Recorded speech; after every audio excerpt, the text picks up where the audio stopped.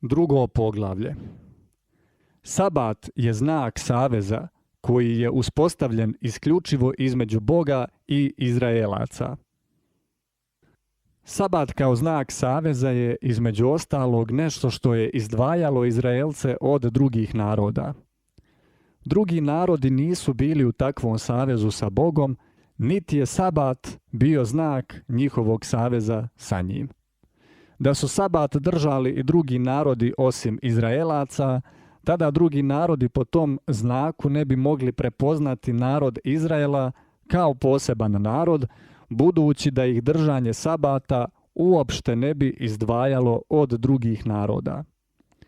Biblijski dokaz da je Sabat dat Izraelcima nalazimo u 2. i 5. knjizi Mojsijevoj. 2. knjiga Mojsijeva, 31. glava, 13. stih.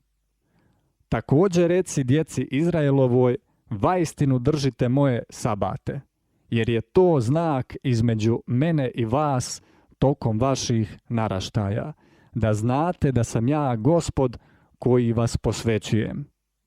5. knjiga Mojsijeva, 5. glava, 15. stih.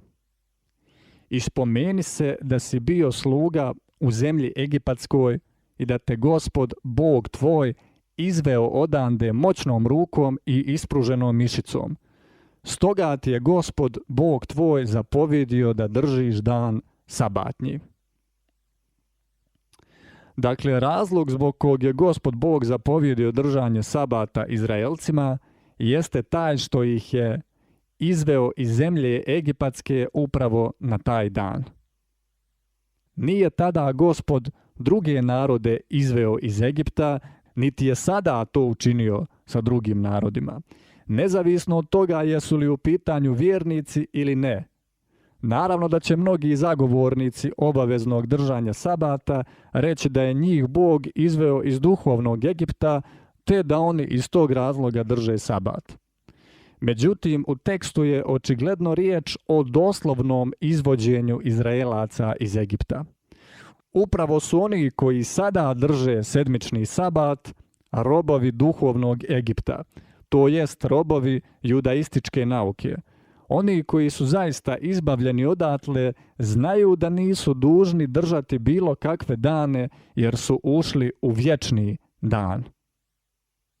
Iz teksta je jasno da je Gospod govorio o doslovnom izvođenju iz Egipta, što se dogodilo tačno 7. dana. Upravo to je pravi razlog zašto je Gospod Izraelu zapovjedio da drže sabat. Narod izraelski se sastojao od vjernika, ali i nevjernika koji su živjeli u tom narodu. A Bog je, kako čitamo u Starom Zavjetu, za njih kao cjelinu dao sabat kao znak saveza. Samim tim, jedan od razloga zašto udovi tijela Hristovog treba da drže sabat je već otpao. Obavezno držanje sedmičnog sabata ne može biti pripisano nikome sem Izraelcima, jer niko osim njih nije doslovno izbavljen iz Egipta od strane Gospoda.